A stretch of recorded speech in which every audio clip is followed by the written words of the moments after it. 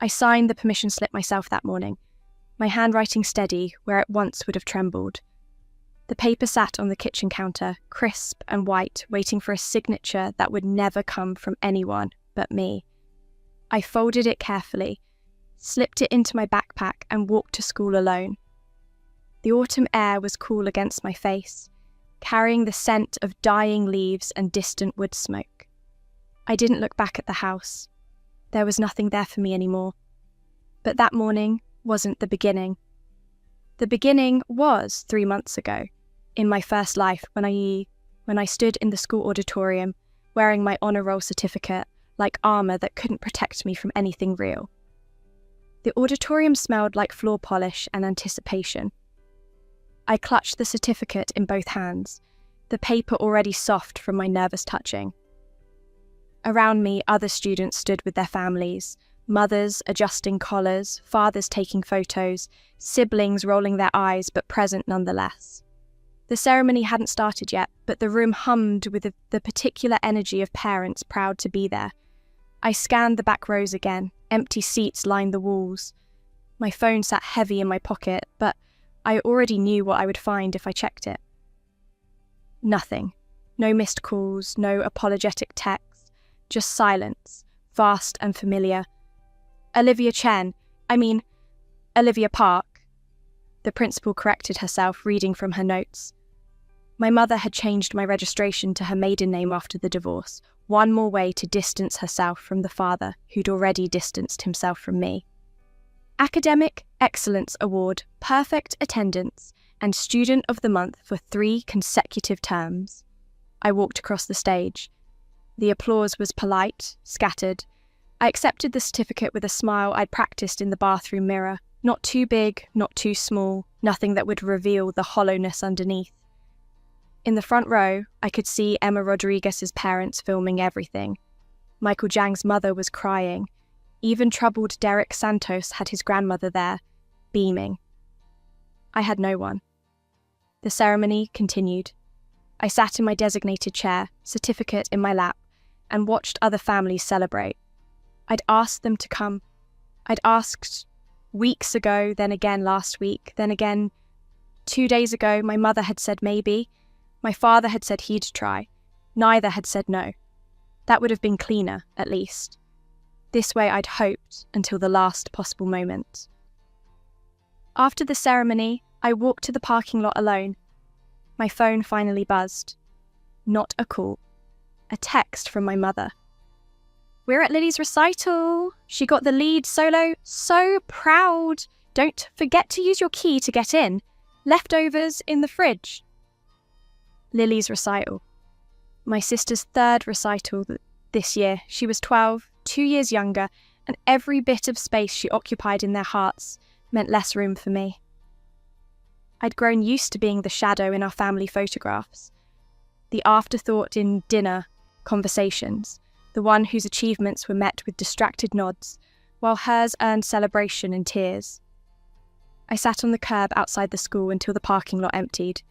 The sun was setting, painting the sky in shades of orange and purple that should have been beautiful, but only felt lonely.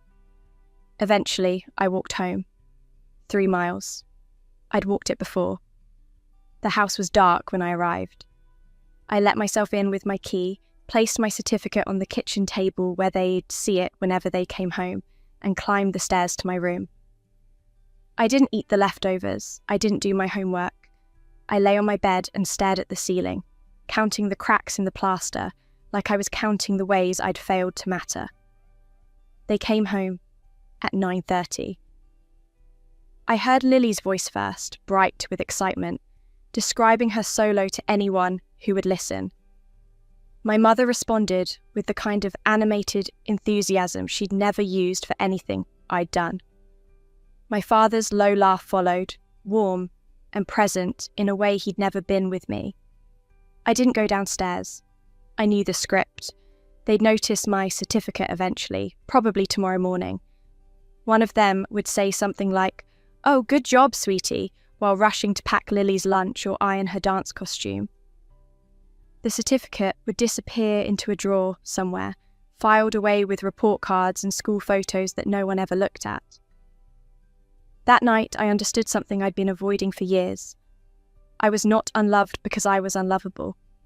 I was unloved because they'd decided, somewhere along the way, that one daughter was enough.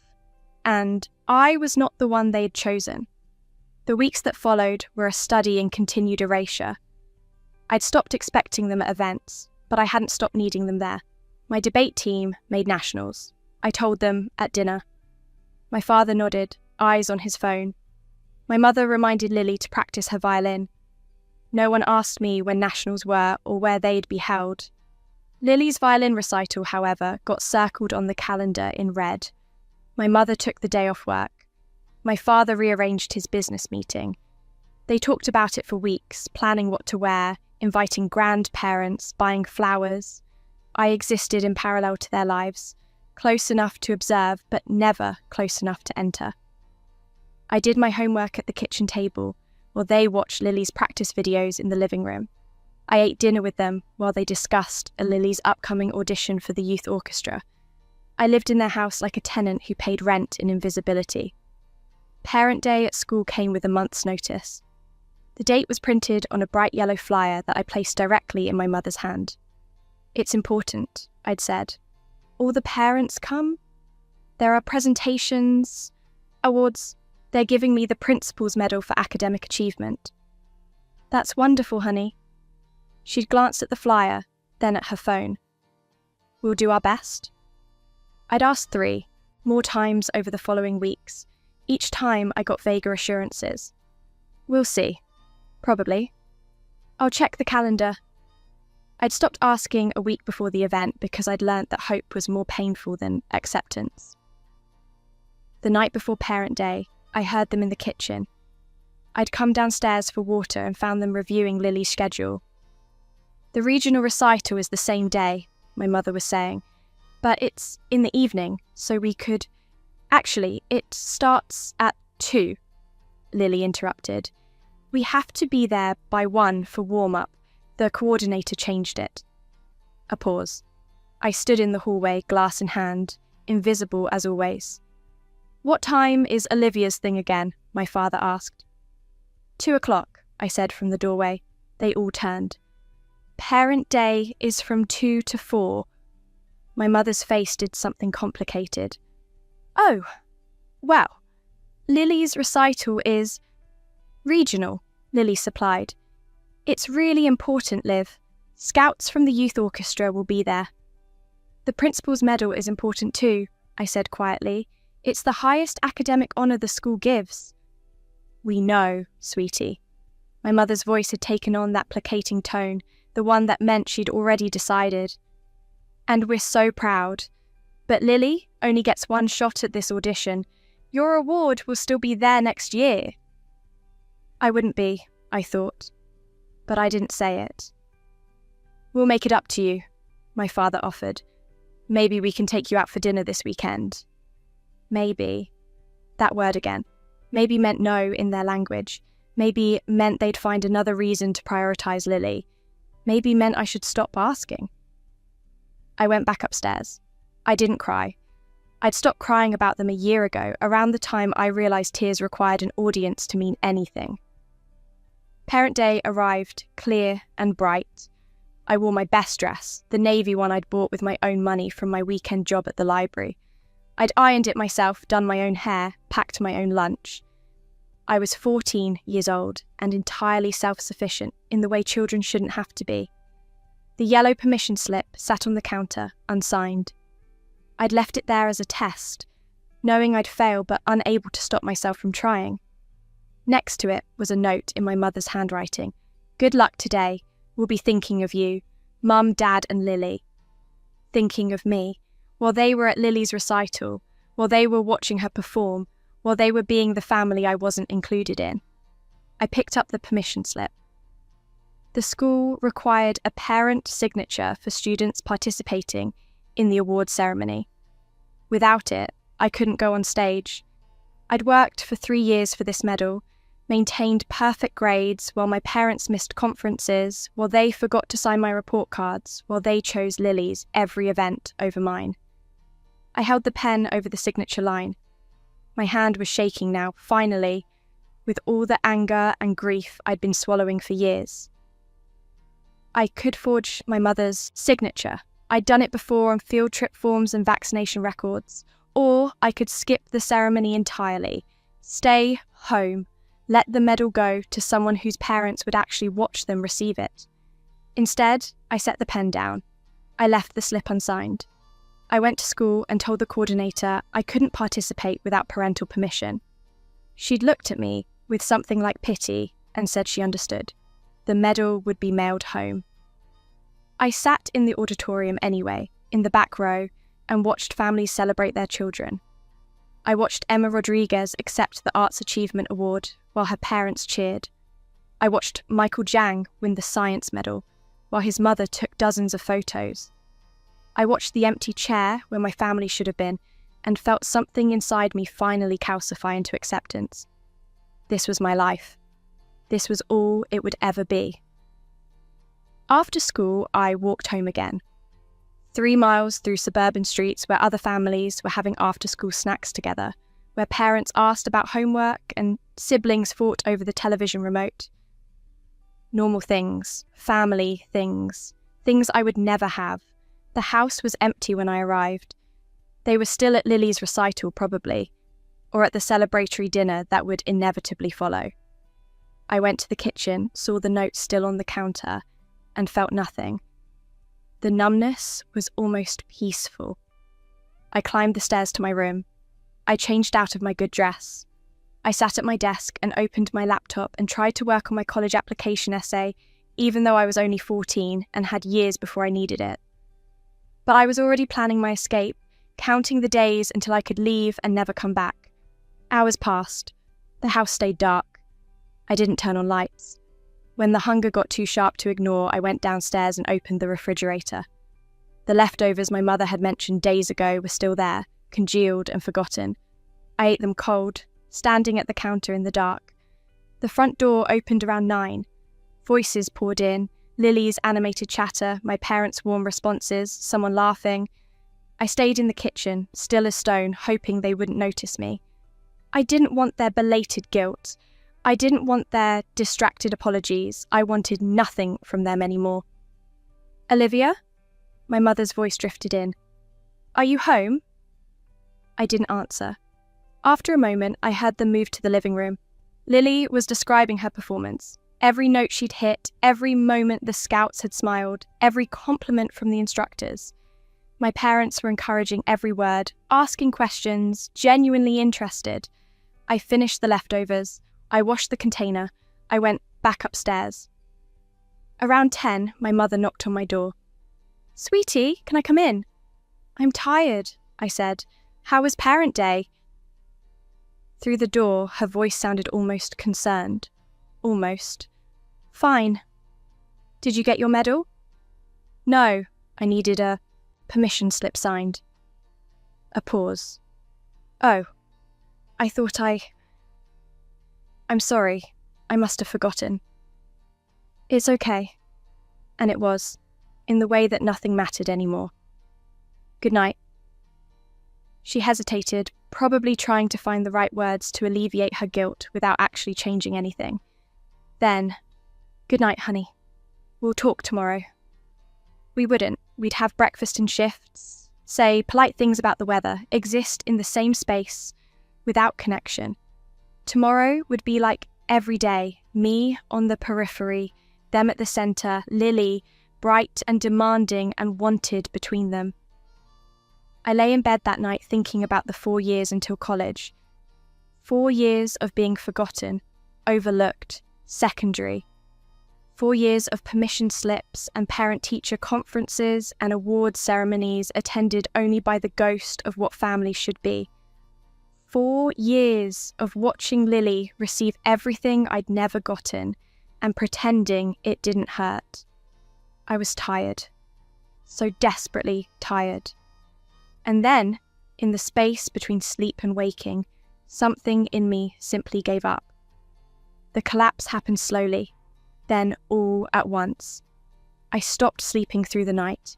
I stopped eating regularly. I stopped trying to engage them in conversation or hoping they'd notice me. I was a shadow moving through their house, thin and silent and increasingly transparent. At school, my teachers noticed. "Are you feeling okay, Olivia?" Mrs. Peterson asked after I fell asleep in English class for the third time that week. "You seem distant." "I'm fine," I said. I said it to everyone who asked. Fine was easier than true. My grades didn't slip. I wouldn't let them. They were the only thing I had that was entirely mine, that didn't depend on anyone else's attention or approval. But everything else faded. I quit the debate team. I stopped going to library club. I stopped doing anything that required energy I no longer had. At home, no one noticed. Or if they did, they mistook my withdrawal for typical teenage moodiness. Lily was preparing for another audition, this time for a summer intensive program.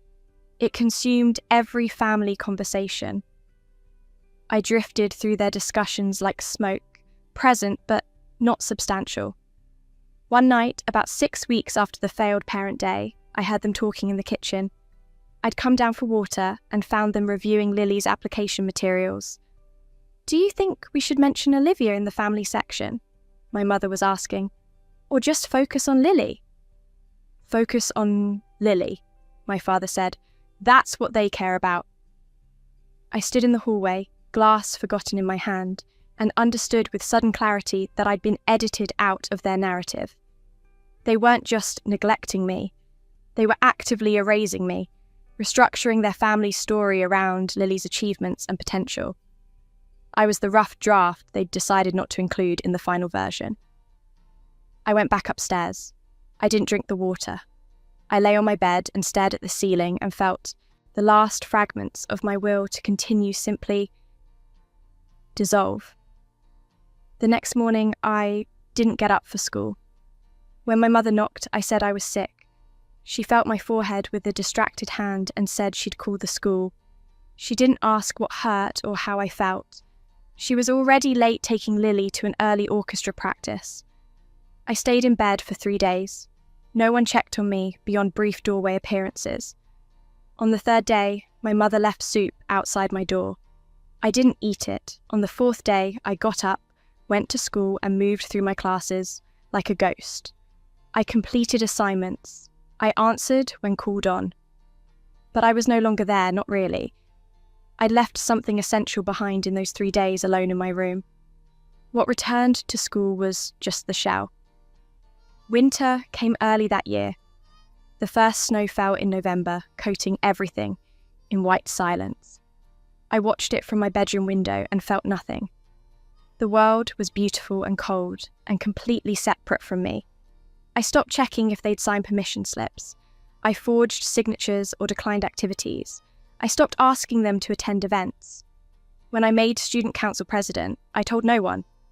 When I won the regional essay competition, I accepted the certificate by mail. My achievements existed in a vacuum, witnessed only by strangers who had no obligation to care. Christmas was a particular kind of torture. We went through the motions: tree, presents, dinner with extended family. I received practical gifts, things I needed but hadn't asked for. Lily received instruments and experience gifts and thoughtful surprises. Our grandparents noticed. I saw it in their eyes, the questions they didn't ask. But family loyalty kept them silent. New Year's came. I was 15 now, halfway through my sophomore year. I'd stopped growing at some point, my body giving up along with everything else. I was thin and pale and quiet. When I looked in the mirror, I barely recognized myself. One night in January, I couldn't sleep. Insomnia had become standard, but this was different. This was a restlessness that went beyond exhaustion.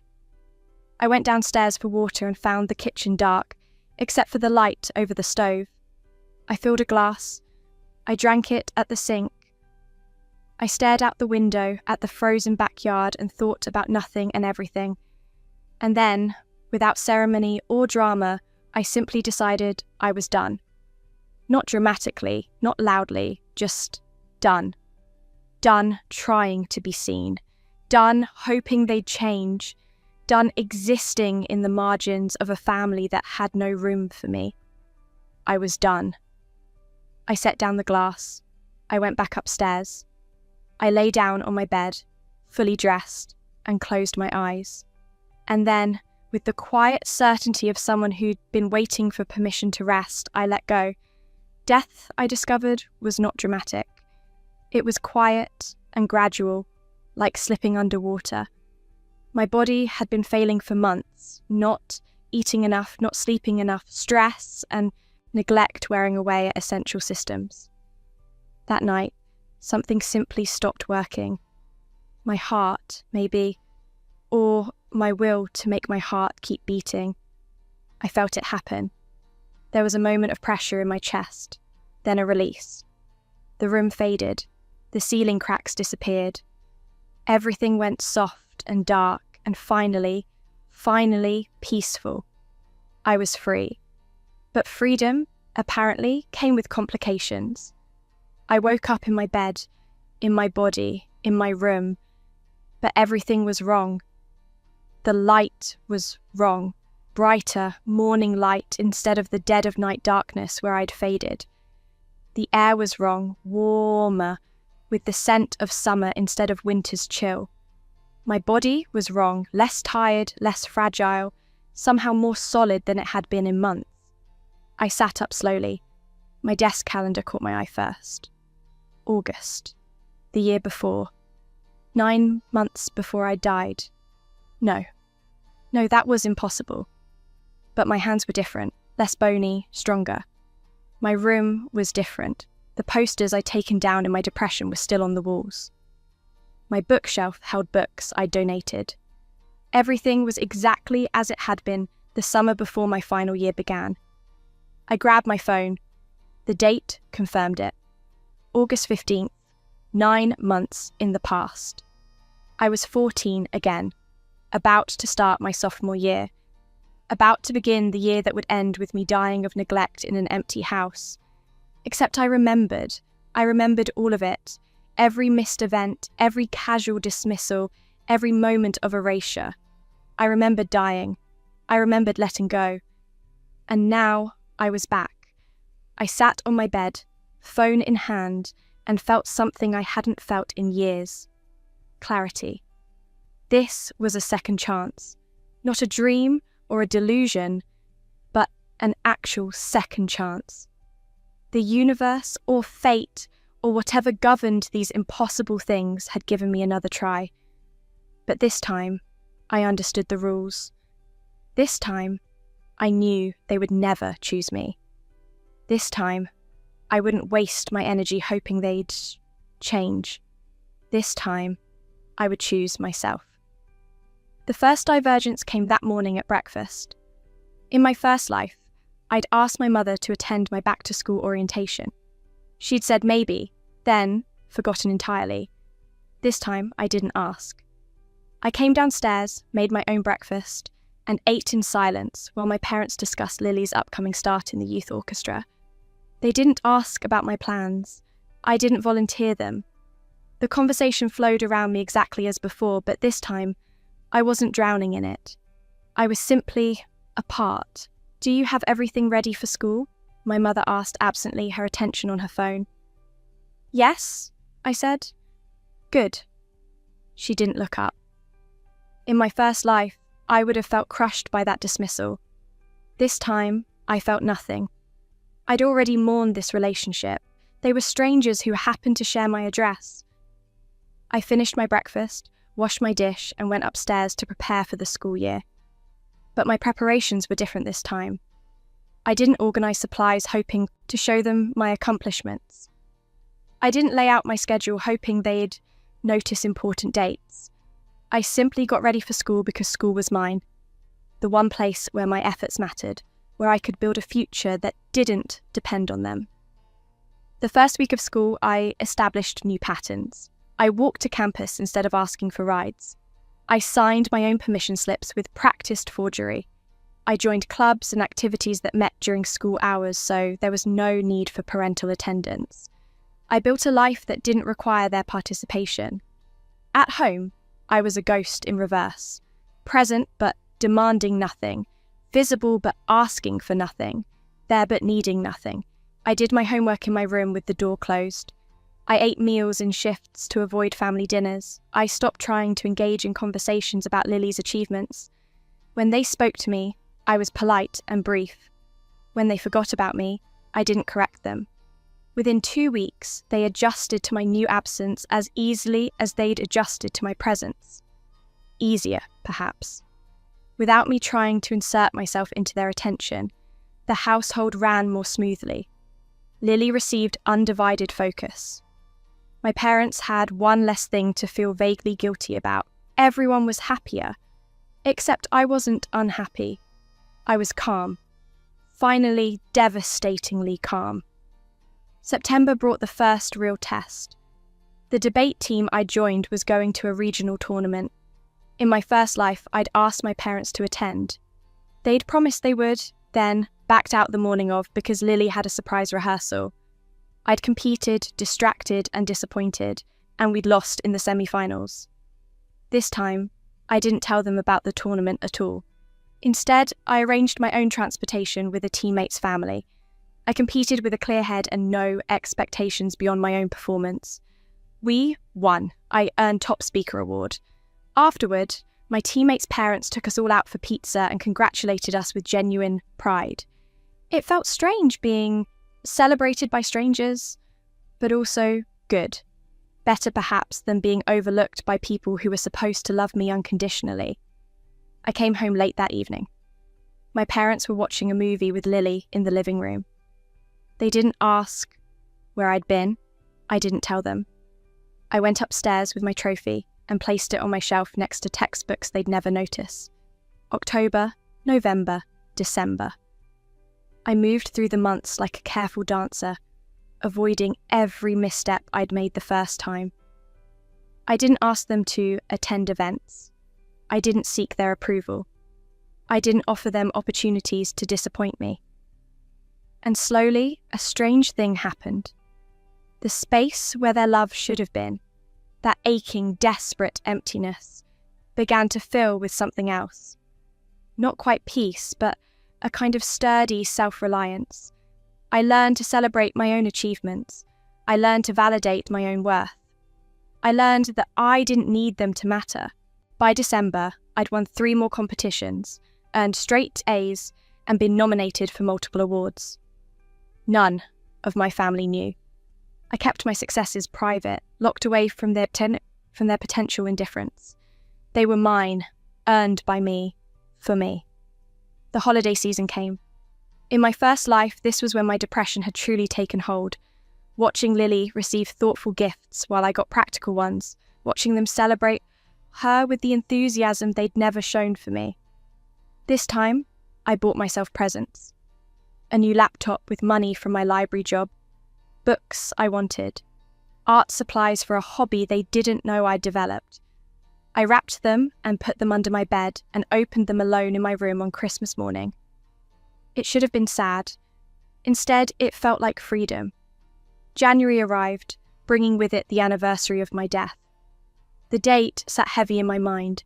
The night I'd let go, the night everything had ended. I'd avoided that ending this time. I was eating, sleeping, maintaining my health. I wasn't fading. I was solid, present, alive. But I was also alone in ways I'd never been the first time. Then, I'd been drowning in my need for them. Now, I'd learnt to breathe underwater. The permission slip came in February, Parent Day, round 2, the anniversary of their most obvious abandonment. I looked at it for a long moment, remembering the girl I'd been, standing in the auditorium watching other families while mine sat at Lily's recital. I picked up a pen, but instead of forging a signature or leaving it blank, I did something different. I signed my own name in the parent line, not my mother's, not my father's, my own, clear and deliberate. The coordinator called me to her office the next day. Olivia, there's a problem with your permission slip. She held it up, confused. You signed it yourself? Yes, I said calmly, but we need a parent or guardian signature. I don't have one available. Mrs. Richardson studied me with concern I'd seen before, but never trusted. Are your parents? Is everything okay at home? Everything's fine. They're just very busy. Too busy to sign a form for their daughter's award ceremony? I met her eye steadily. Yes. She was quiet for a moment, then she sighed and pulled out a different form. There's an emancipated minor protocol for situations like this. It requires documentation and a judge's approval, but it would allow you to sign your own permission slips going forward. I stared at her.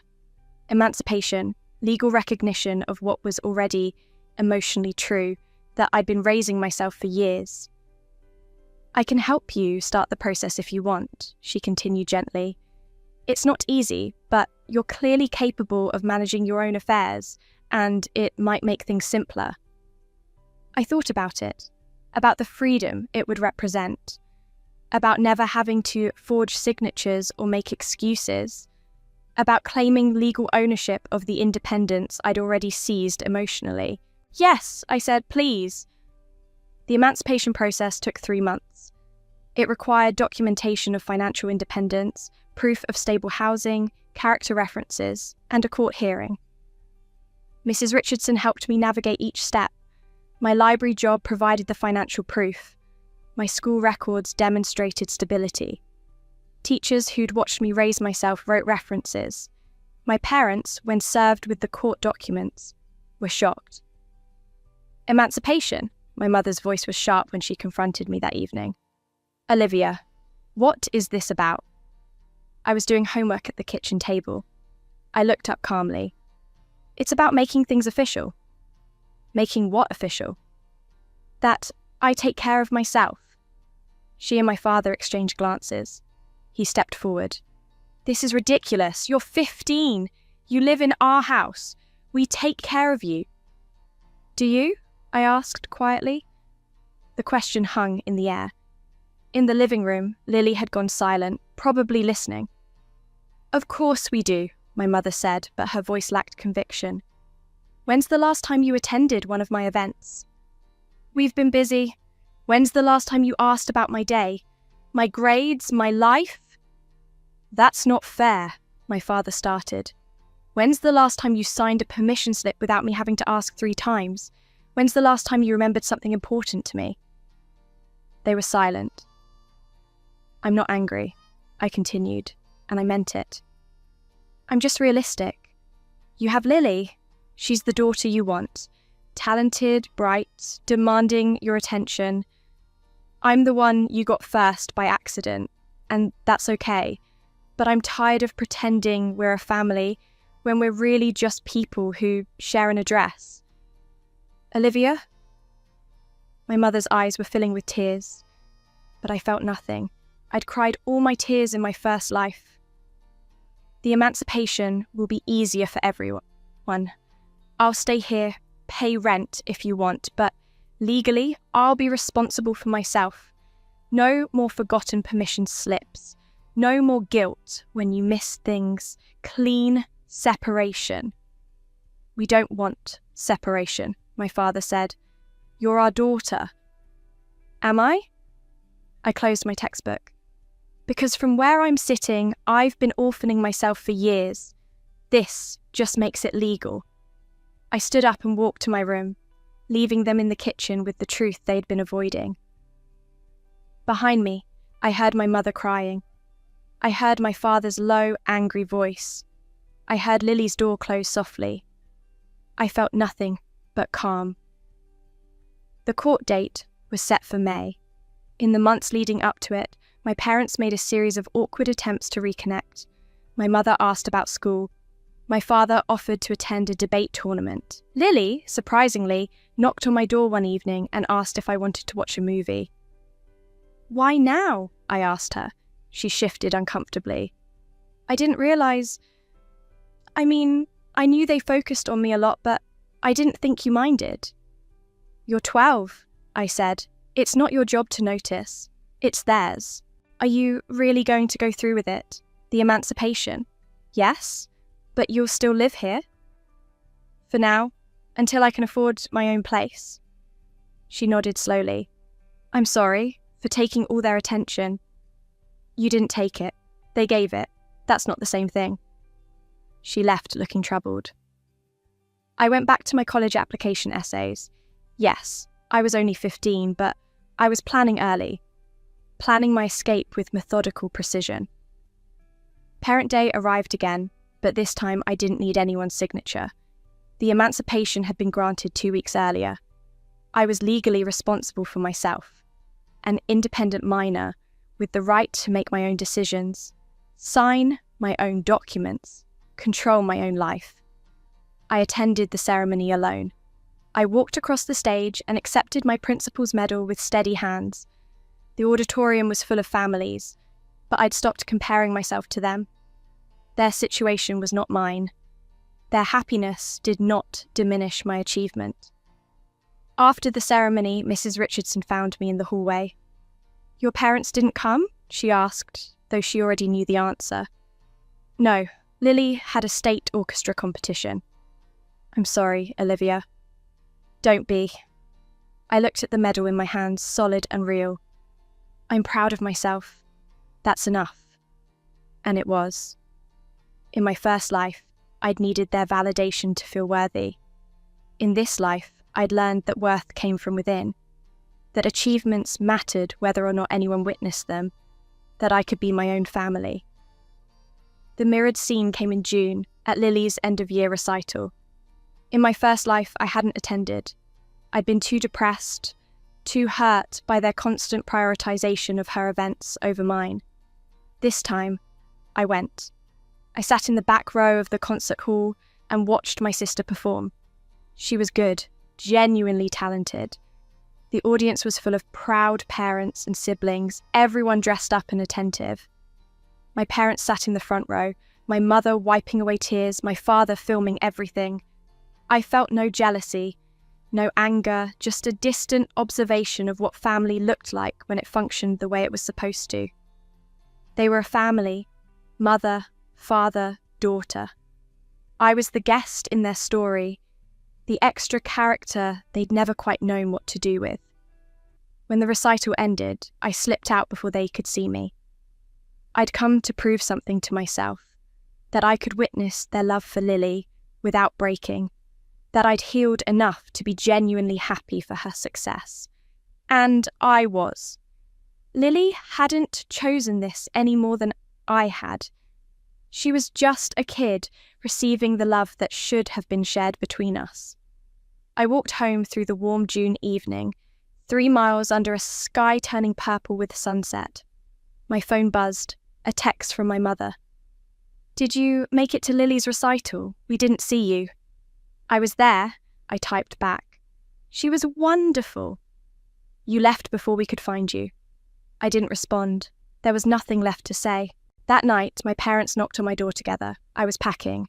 I'd found a small apartment I could afford with my savings and my library job, available starting in July. We need to talk, my father said. I gestured to my desk chair. They sat awkwardly while I continued folding clothes. We've been thinking, my mother started, about everything you said, about the emancipation, about how we've treated you. I waited. You were right, my father continued. We failed you. We got so wrapped up in Lily's needs and achievements that we forgot you had them too. Forgot implies you remembered at some point, I said quietly. My mother flinched. That's not... We always loved you. Love is a verb, I said. It requires action. You might have felt something, but you didn't do anything with it. We want to fix this, my father said. Tell us how. I stopped packing and looked at them, really looked at them. They seemed older suddenly, tired, guilty. They wanted absolution, forgiveness. a way to erase years of neglect with a single conversation. You can't, I said simply. It's too late. It's never too late. It is for me. I returned to my packing. I died in my first life. Did you know that? In the future, you'll never see I faded away in this house while you were at one of Lily's events. I stopped eating, stopped sleeping, stopped existing, and no one noticed until it was too late. They stared at me, confused. What are you talking about? Never mind. They wouldn't understand, couldn't understand. The rebirth was mine alone. The point is, I don't need you anymore. I've learned to be my own parent, my own family, my own support system. You taught me that, how to survive without you. Thank you for the lesson. Olivia, please. My mother was crying again. I'm not saying this to hurt you. I'm saying it so you understand. I'm not angry. I'm not hurt. I'm just done. Done trying to earn space in your lives. Done hoping you'll change. Done needing you. My father's jaw tightened. So that's it? You're just giving up on us? No. You gave up on me years ago. I'm just accepting it. The silence stretched between us, vast and final. Finally, my mother whispered, "What do we do now?" You focus on Lily. You give her the love and attention you've always given her. You be the parent she deserves. And you? I'll be fine. I've always been fine on my own. They left my room slowly, heavily. Through the door, I heard my mother's muffled sobs. I heard my father's angry, helpless voice. I heard Lily's door open and quiet conversation in the hallway. I felt nothing but peace. I moved into my apartment in July. It was small, a studio with a kitchenette and a bathroom that needed fixing. But it was mine. Every piece of furniture I bought myself. Every dish, every book, every decoration reflected my taste, my choices, my life. My parents helped me move. An awkward attempt at restitution. They brought boxes. They assembled furniture. They were quiet and careful, treating me like something fragile they'd learned too late was valuable. Your visit? My mother asked as they prepared to leave. Sometimes, I said, for holidays, maybe. And you'll call if you need anything? I won't need anything. She hugged me, holding on too long. I let her, understanding that this was more for her comfort than mine. My father hugged me too, stiff and uncertain. Lily, who'd come along, hugged me last. I'll miss you, she whispered. I'll be around, I assured her. We can have lunch sometimes. Just us. She nodded, wiping her eyes. They left. I closed the door behind them and leaned against it, breathing in the silence of my own space. No one else's schedule to accommodate, no one else's achievements to celebrate at the expense of my own. Just me, in my apartment, living my life. I should have felt lonely. Instead, I felt whole. Senior year approached. I was 16 now, having skipped a grade through summer work. Another decision I'd made myself, another achievement no one had witnessed. I enrolled in early college classes, mapped out scholarship applications, built a future with methodical determination. My parents called weekly. I answered sometimes. The conversations were stilted, full of their guilt and my polite distance. They told me about Lily's achievements. I congratulated her sincerely. They asked about my life. I shared the minimum. We were cordial strangers, family in name only. It was exactly what I needed. In September, I won a national essay competition. The prize was significant, $10,000 and a guaranteed interview at several top universities. I accepted the award at a ceremony in New York, travelled alone, celebrated alone, returned to my apartment satisfied and self-sufficient. My mother saw the announcement online. She called, crying. Why didn't you tell us? We would have come. We wanted to be there. Would you have? I asked. Or would Lily have had something important the same day? That's not fair. It's realistic. We're trying, Olivia. We're really trying. I know, and I appreciate it, but I don't need it anymore. After I hung up, I sat in my apartment and thought about the girl I'd been in my first life, desperate for their attention, dying for their love. Then I thought about who I was now, independent, capable, content in my solitude. The rebirth hadn't just given me a second chance at life. It had given me a chance to choose myself, to stop waiting for them to see me and start seeing myself, to stop measuring my worth by their attention and start measuring it by my own standards. I'd learned the hardest lesson: some families are born and some are built. Mine was built from self-reliance and hard-won peace, from achievements witnessed only by mirrors, from pride that needed no audience. I was 17 when I graduated high school, 2 years early. 18 when I started college on a full scholarship. 19 when I published my first book, a collection of essays on resilience and independence. My parents came to the book launch. They sat in the audience and listened to me speak about finding strength in absence, about parenting yourself, about surviving without the support you'd expected. Afterward, my mother approached me. Is that how you see us? As absent? I see you as human, I said. Flawed, focused on the child who needed you more. I don't blame you anymore, but I don't need you either. What if we need you? My father asked quietly. I looked at them, aging now, marked by years and regret.